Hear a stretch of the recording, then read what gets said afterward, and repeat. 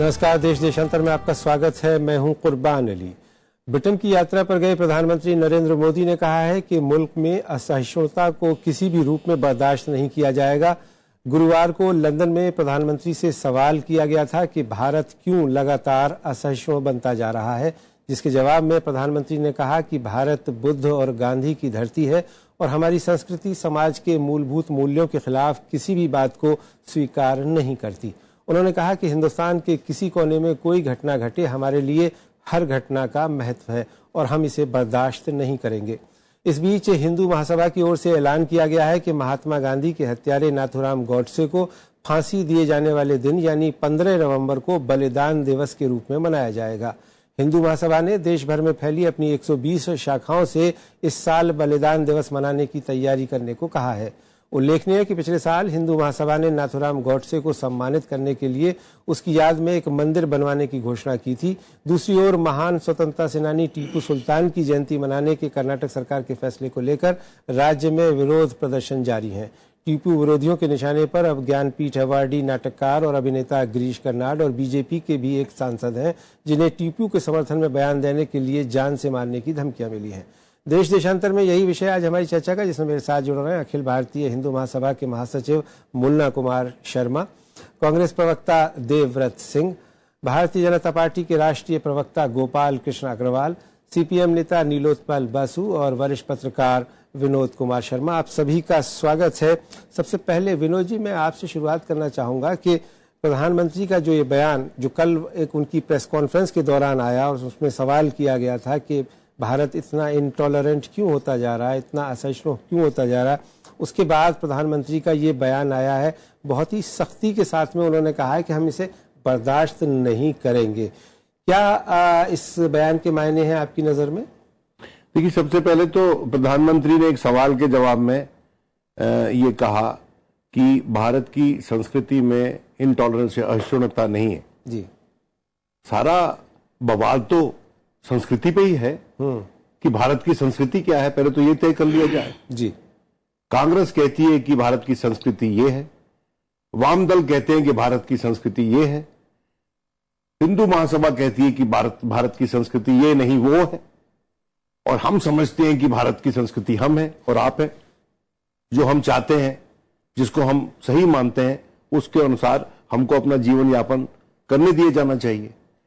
अब मैं ये समझता हूं, संविधान का भी उल्लेख किया। देखिए, संविधान का उल्लेख किया, लेकिन संविधान के उल्लंघन करने वाले लोगों के खिलाफ जो सख्त कार्रवाई होनी चाहिए, वो सख्त कार्रवाई नहीं हो रही है। और बड़ी माजरत के साथ मैं ये कहना चाहता हूं, हर किसी को अधिकार है कि किसी का जन्म पर्व मनवाए। मैं इस पे अंकुश नहीं लगा सकता किसी भी जमहूरियत में, लेकिन किसी भी देश के राष्ट्रपिता के हत्यारे का अगर कोई जन्मदिन मनाना चाहता है तो मैं समझता हूं कि मैं आऊंगा उस पर, लेकिन चूंकि हम अभी प्रधानमंत्री के इस बयान पर तो प्रधानमंत्री का बयान पे मैं मुख्तसर तौर पे ये कहना चाहता हूं जी कि मैं बहुत ये अपेक्षा कर रहा था कि ये अच्छा रहता, कितना अच्छा रहता। मैं सोच रहा था कि ये सारे सवाल जवाब घर पे ही हो जाते, ठीक, बाहर जाके शायद उनको ना फेस करना पड़ता तो अच्छा रहता। ठीक है। देवव्रत जी, आप इस बयान को प्रधानमंत्री के किस रूप में देखते हैं और क्या आप मानते हैं कि कहीं ना कहीं देर से ही सही प्रधानमंत्री ने वो बयान दिया जिसकी अपेक्षा की जा रही थी उनसे? देखिए, प्रधानमंत्री जी के इस बयान को कतई एक बार ही तो विश्वास नहीं किया जा सकता, क्योंकि कहीं ना कहीं भारतीय जनता पार्टी और उनके जो अनुशंसित संगठन है वो लगातार इस तरह की बातें करते रहे हैं। जब आपको ध्यान होगा, दादरी की घटना के बाद में प्रधानमंत्री जी 15 दिन तो मौन व्रत धारण किए। उसके बाद जब बिहार चुनाव का दबाव पड़ा तो उन्होंने कहा कि ये घटना दुखद है और ऐसा नहीं होना चाहिए, तो केवल 2 लाइन कहा उन्होंने। लेकिन उसके बाद लगातार फिर घटनाएं बढ़ती गई हैं, चाहे गुलाम अली जी का मामला हो, चाहे शाहरुख खान जी का मामला हो, चाहे और भी जो घटनाएं पूरे देश में हुई है, साहित्यकारों ने जो अपने जो वापिस किए। मैं समझता हूं कि प्रधानमंत्री जी ने ब्रिटेन में जाके ये बात कही पूरे बिहार के चुनाव के समय या बिहार के चुनाव के चलते में, जब पूरे देश की नजर उनकी तरफ था, तो प्रधानमंत्री जी ने सख्त निर्णय क्यों नहीं लिया? आज भी साध्वी प्राची जी का एक बड़ा अजीबोगरीब बयान आया है शाहरुख खान को लेकर। मेरा कहना है कि प्रधानमंत्री जी कहते जरूर हैं, लेकिन कहीं कोई नकेल नहीं है, कोई कार्रवाई नहीं है, और इस तरह की घटनाएं लगातार हो रही हैं, तो प्रधानमंत्री जी को ऐसे ही विश्वास नहीं किया, देश विश्वास नहीं कर सकता उन पर। ठीक, मुन्ना शर्मा साहब, मैं आपकी राय जानना चाहूंगा कि प्रधानमंत्री ने जो लंदन में ये बयान दिया है, जो आज सारे अखबारों में प्रमुखता के साथ प्रकाशित हुआ है, सुर्खियां बनी हैं, आप और आपका दल इसे किस रूप में लेते हैं? देखिए, प्रधानमंत्री जी ने जो कहा है कि भारत में सहिष्णुता है जी, तो मैं ये इस बात का तो समर्थन करूंगा कि हिंदू सहिष्णु होते हैं, हिंदुओं पर असहिष्णुता का आरोप नहीं लगाया जा सकता। परंतु उन्होंने जो एक वक्तव्य दिया है कि यह देश गांधी का है, ये उचित नहीं है। चूंकि यह देश भारत माता का है और गांधी सहित हम जैसे जितने भी लोग इस देश के हैं वो सभी भारत माता के पुत्र हैं। और महात्मा गांधी जी का योगदान था स्वतंत्रता आंदोलन में, लेकिन उनसे ज्यादा योगदान भी बहुत लोगों का था। हजारों क्रांतिकारियों, बलिदानियों, स्वतंत्रता सेनानियों ने देश की आजादी के लिए कुर्बानी दी, जेल गए, अंग्रेजों द्वारा प्रताड़ित किया गया, उसमें वीर सावरकर जी भी थे और हजारों क्रांतिकारी थे। तो अगर मैं कोई भी व्यक्ति, प्रधानमंत्री या कोई भी ये कहें कि कोई एक व्यक्ति का देश है, तो मैं इसे उचित नहीं मानता हूं। मैं ये मानता हूं कि इस देश को जिसने आजादी दी है, इस देश के लिए जिसने भी अपनी कुर्बानी दी है, बलिदान दिया है, योगदान दिया है, उन सब का देश है। और अगर प्रधानमंत्री जी कहेंगे कि गांधी का देश है, कोई कहेगा कि ये सावरकर का देश है, कोई कहेगा ये गोडसे का देश है, तो क्या आप उसको मना कर लेंगे? क्या आऊंगा मुन्ना जी आपके पास में। गोपाल अग्रवाल साहब, अभी आपने सुना हिंदू महासभा वैचारिक रूप से आप लोगों का एक तरह से सहयोगी संगठन है और संघ परिवार के जो अनुषांगिक संगठन है उनका एक हिस्सा माना जाता है। तो प्रधानमंत्री ने जो कुछ कहा उस पर किस तरह से आपका परिवार अमल करता है, इसकी बानगी आपने देखी, क्या कहेंगे आप? अभी प्रधानमंत्री के इस बयान का कोई मतलब रह जाता है?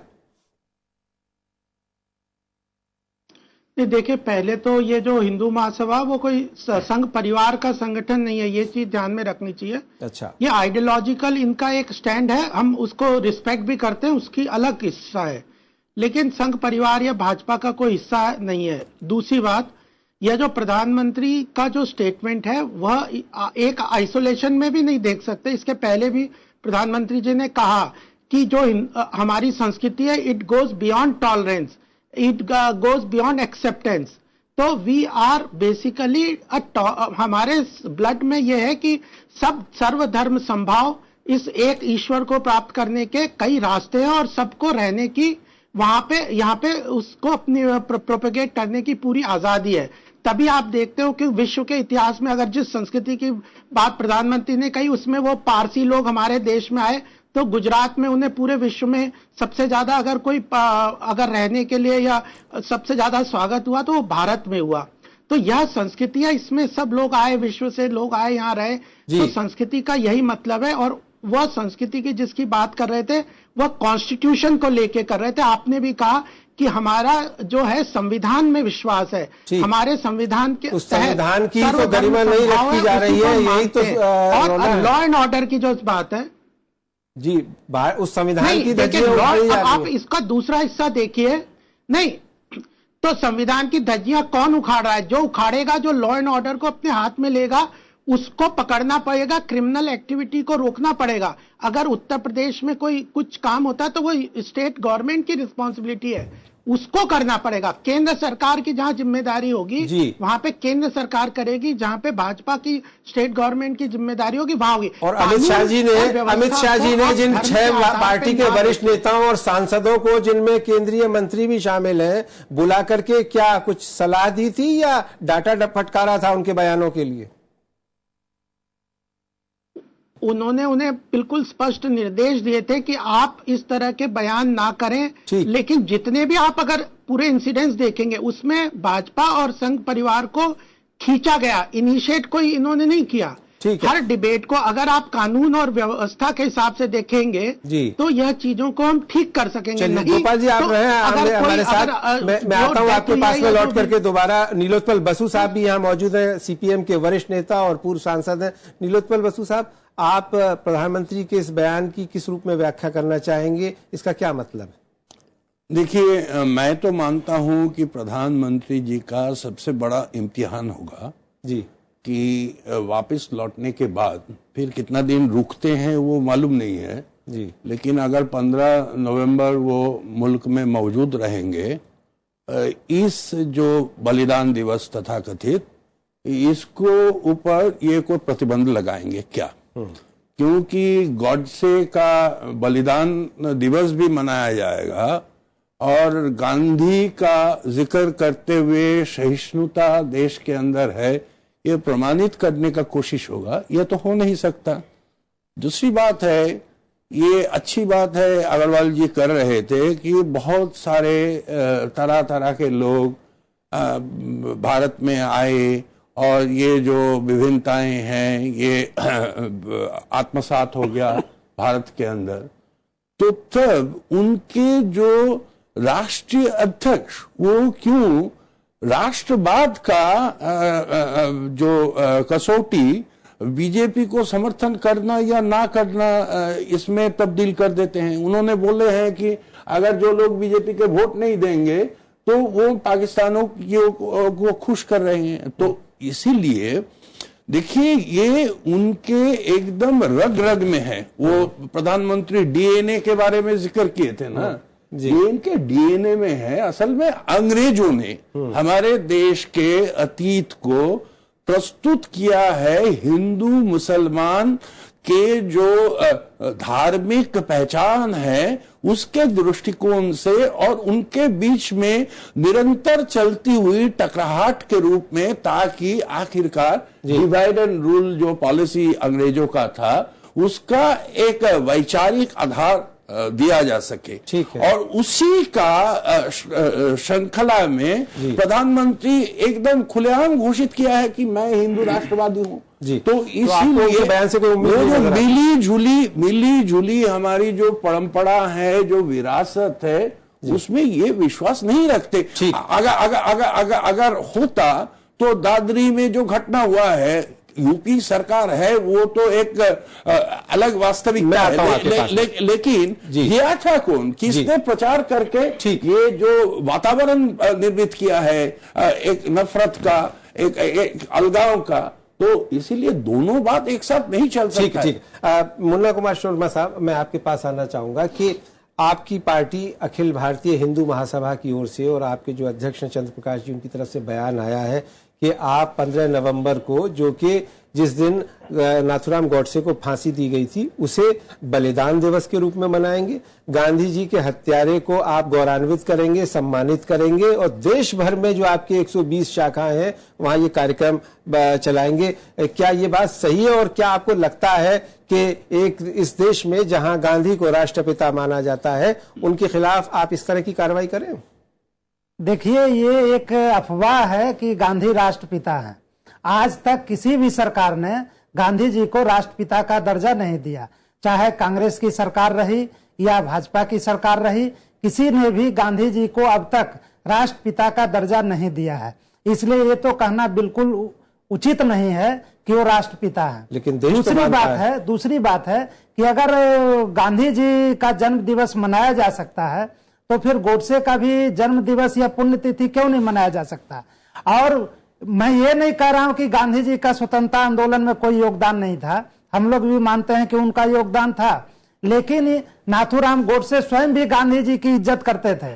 लेकिन गांधी जी ने जो देश को धोखे में रख के भारत का विभाजन करा दिया, पहले उन्होंने कहा था कि देश का बंटवारा हमारी लाश पर होगा, लेकिन उसके बाद अंग्रेजों के साथ मिलके और मुस्लिम लीग के सामने झुक करके देश का विभाजन करा दिया, भारत माता के 2 टुकड़े कर दिए। ये बहुत आपत्तिजनक था, जो कि गोडसे को उचित नहीं लगा। और उस समय की जो कांग्रेस सरकार थी वो गांधी जी, इसलिए आप ये मानते हैं कि वो गांधी जी के हत्यारे थे, फिर भी उनको गौरवान्वित किया जाए? देखिए, गांधी जी के कहने पर कांग्रेस की सरकार उस समय चलती थी और उसके विस्तार में न जाए। मैं सिर्फ आपसे ये सवाल कर रहा हूं कि गांधी जी के हत्यारे थे नाथूराम गॉडसे, इसमें तो कोई शुबा नहीं है और इसीलिए उनको फांसी दी गई। उनको आप गौरवान्वित करके इस देश में क्या संदेश देना चाहते हैं? देखिए, वो हत्यारे थे और हत्या के लिए उनको सजा दी गई, परंतु उन्होंने जिस कारण से हत्या की, देश से बड़ा कोई नहीं हो सकता है। ठीक है, गांधी जी का योगदान था, लेकिन भारत को विभाजित करा देना ये इतना बड़ा अपराध था कि गोडसे को लगा कि अगर गांधी जिंदा रहेंगे तो देश का और भी बटवारा होगा। इसलिए देश को बचने से रोकने के लिए उन्होंने गांधी की हत्या। मैं आता हूं आपके पास में। कुर्बान जी, आज हम नरेंद्र मोदी जी के बयान की चर्चा कर रहे हैं। मैं तो कहना चाहूंगा कि 15 नवंबर में 2 दिन का समय शेष है। यदि मोदी जी ये कहते हैं कि वो बर्दाश्त नहीं करेंगे, और बड़ा उन्होंने ब्रिटेन में जाके इस तरह की बात कही है, क्योंकि विदेशी दौरों में तो उनके सुर अलग रहते हैं, देश में आने के बाद सुर बदल जाते हैं। तो आज मोदी जी इस बात की घोषणा करें कि ये घोर असंवैधानिक कार्य है और इस पर आज रोक लगा दें और पूरी ताकत से इसको रोक लगाए। देखिए, टीपू सुल्तान की जयंती पर भी तो रोक लगे। भारत का चेहरा, आपकी कांग्रेस सरकार कर्नाटक मुन्ना जी उनको भी सुन लिया जाए। आप विषय पे आइए। महात्मा गांधी के हत्यारे को अगर इस देश में गौरव किया जाएगा तो इससे बड़ी असंवैधानिक घटना इस देश में नहीं हो सकती, और इसे किसी शर्त पे नहीं होने दिया जाना चाहिए। जी निर्मल पलदा, एक नंबर तो तोड़ मरोड़ के इतिहास पेश करने में ये लोग तो माहिर है। देखिए, हिंदू महासभा भी विभाजन के प्रक्रिया में भागीदार थे। श्यामा प्रसाद मुखर्जी का सीधा योगदान था, जिस तरह से लकीर खींची गई, मैं बंगाल से आता हूं, उसमें पूरा योगदान था। दूसरा, वो स्वतंत्रता सेनानी के रूप में सावरकर साहब को गिना रहे हैं, लेकिन हमारे पास वो तमाम सारे चिट्ठियां उपलब्ध है जिसमें उन्होंने माफी नामा मांगा था। तो इसीलिए बिल्कुल इस बात में कोई जान नहीं है कि ये हिंदू महासभा असल में क्या है। हिंदू महासभा मुस्लिम लीग के साथ कोalition सरकार बनाया था 1944 में। आप ये बताएं उनका जो कार्यक्रम है उसके बारे में कहें। जी ये तो बोल रहे हैं, इन लोगों का समस्या है, ये अंग्रेजों का औलाद। श्यामा प्रसाद हिंदू महासभा ने पहले ही निष्कासित कर दिया। शर्मा जी, मैंने बहुत धीरज के साथ आपका बात सुनी। मतलब सहमत ना भी होते सुन लीजिए। तो इसीलिए मैं बोल रहा हूं, ये अंग्रेजों के औलाद है।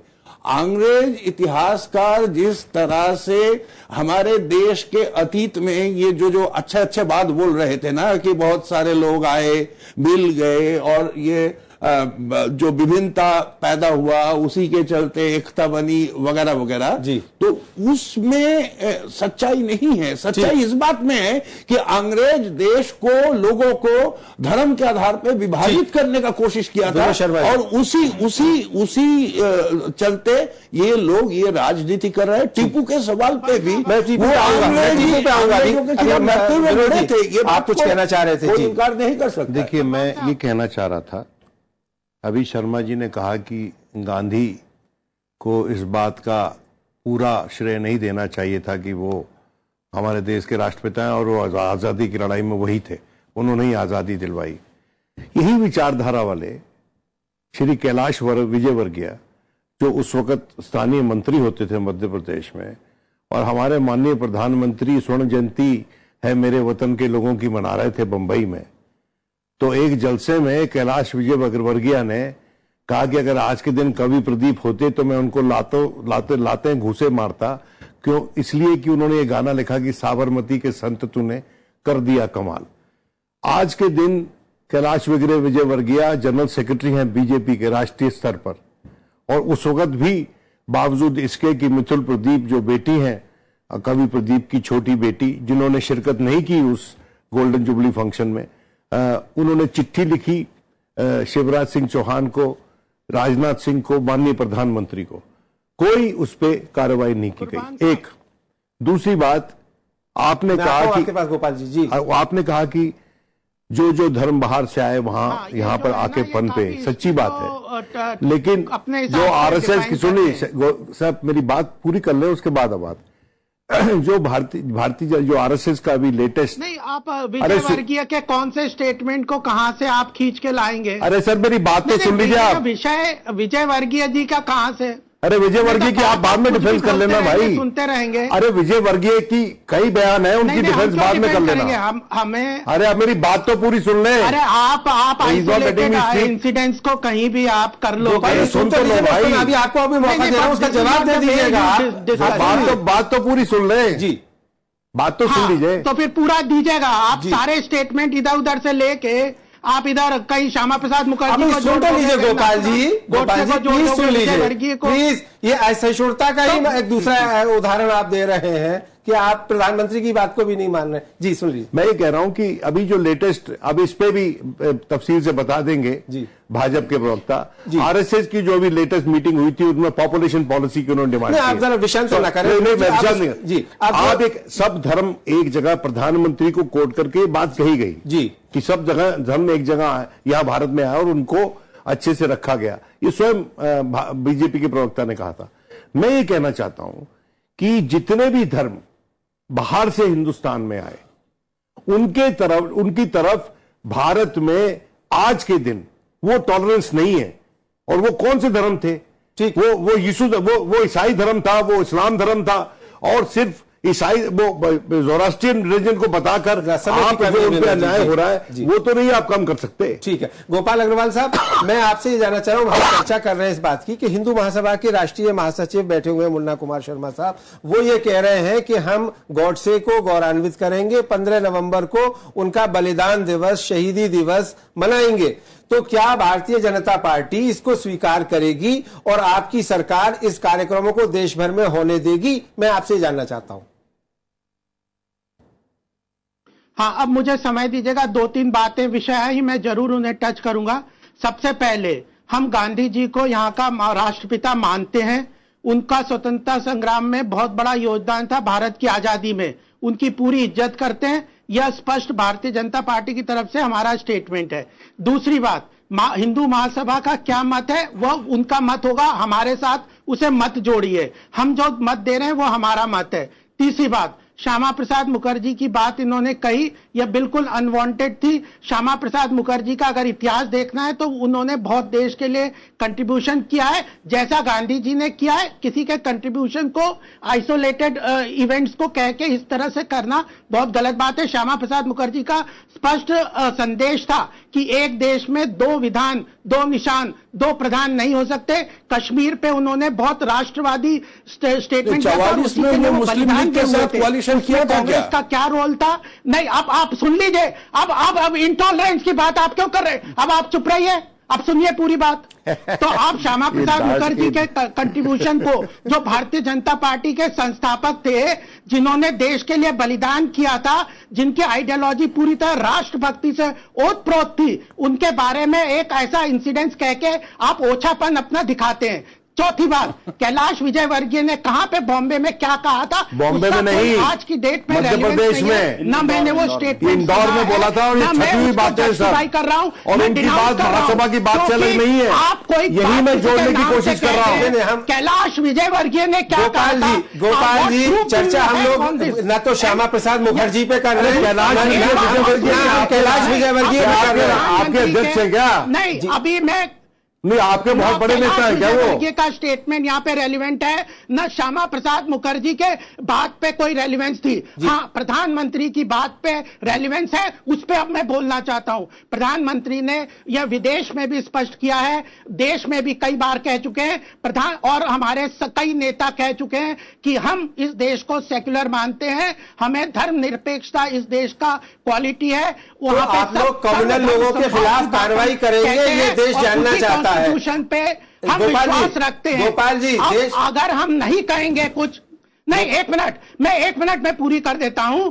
अगर हमारे प्रधानमंत्री नहीं कोई स्टेटमेंट देते हैं तो आप कहते हो कि वो नहीं देते, वो स्टेटमेंट देते हैं तो कहते हैं उसका कोई मतलब नहीं है। तो फिर तो आप जो मर्जी कहिए, चित भी मेरी, पट भी मेरी। नहीं, मैं नहीं कह रहा हूं ये बात, और मैं आपसे ये सीधे तौर पर जानना चाहता हूं कि क्या आप लोग उसके खिलाफ कार्रवाई करेंगे जो प्रधानमंत्री ने कहा है? क्या उन लोगों के खिलाफ जो इस देश के ताने बाने को तोड़ने का काम कर रहे हैं, उनके खिलाफ कार्रवाई होगी? मैं आपसे जानना चाहता हूं। वो उन लोगों के खिलाफ भी कार्रवाई होनी चाहिए, सबके खिलाफ होनी चाहिए कि होगी। इस देश के सेक्युलर थ्रेड को तोड़ने की कोशिश करते हैं। टीपू सुल्तान की बात लाके कांग्रेस जो करती है, जो समाजवादी पार्टी करती है, सबको इस देश का माहौल सांप्रदायिक सद्भाव के साथ चलना चाहिए। ठीक है, वही देश ये उपदेश तो हम बहुत दिन से सुन रहे हैं, लेकिन कार्रवाई होते हुए नहीं दिखती। गोपाल जी, बहुत बहुत शुक्रिया आपका। जी देवव्रत जी, आखिर में बहुत संक्षेप में, बहुत कम समय में मैं केवल ये कहना चाहूंगा कि मूल विषय यह था कि प्रधानमंत्री जी ने किन परिस्थितियों में ब्रिटेन में जाके कहा। सलमान रश्दी सहित 200 साहित्यकारों ने इस बात को, प्रधानमंत्री कैमरून के माध्यम से इस बात को रखा कि अहिष्णुता पर वो बयान दे, स्पष्ट बयान दे। प्रधानमंत्री मूडी की रेटिंग्स को देखकर बिहार के चुनाव दे, चाहे जिन परिस्थितियों में प्रधानमंत्री ने लंदन में जाकर इस बात को कहा है। मैं ये पूछना चाहूंगा भारतीय जनता पार्टी जी के प्रवक्ता से कि क्या मोदी जी 15 तारीख की कार्रवाई को रद्द करेंगे और देश में इस प्रकार का जो भय का आतंक का वातावरण जो बना हुआ है उस पर क्या रोक लगेगी, और एक बार क्या प्रधानमंत्री जी कड़ी कार्रवाई करने की तत्पर है कि नहीं। चलिए, यह स्पष्ट करना पड़ेगा, देश के सामने स्पष्ट करना पड़ेगा उनको। जी बहुत संक्षेप में गोपाल जी, बहुत संक्षेप, बिल्कुल कम। नहीं, कई क्वेश्चन है इस देश के सामने और वो स्टेट गवर्नमेंट, हाँ कई क्वेश्चन है इस देश के सामने, स्टेट गवर्नमेंट्स को भी आंसर करने पड़ेंगे और केंद्र आगे अगर क्या नहीं करेगा, पीछे क्या क्या करा उस इतिहास को भी देखना पड़ेगा कि अगर टीपू सुल्तान जैसे बयान को लाके उनको हमारे साथ जोड़ते हैं। चलिए बहुत बहुत शुक्रिया गोपाल, वो करते हैं। बहुत बहुत शुक्रिया गोपाल जी, विनोद जी, नीलोत्पल बसु, देवव्रत जी और हमारे साथी मुन्ना कुमार शर्मा साहब इस चर्चा में भाग लेने के लिए। हम उम्मीद करते हैं कि प्रधानमंत्री ने जो कुछ भी कहा है, चाहे वो विदेश की धरती पर कहा है, लेकिन कहा है कि देश में वो असहिष्णुता बर्दाश्त नहीं करेंगे। हम उम्मीद करते हैं कि प्रधानमंत्री के इस बयान पर अमल होते हुए दिखेगा और जो लोग इस देश के ताने बाने को, इस देश की एकता अखंडता को तोड़ने की, कमजोर करने की कोशिश कर रहे हैं, उनके खिलाफ कार्रवाई होगी। देश देशांतर में मेरे साथ इतना ही। नमस्कार।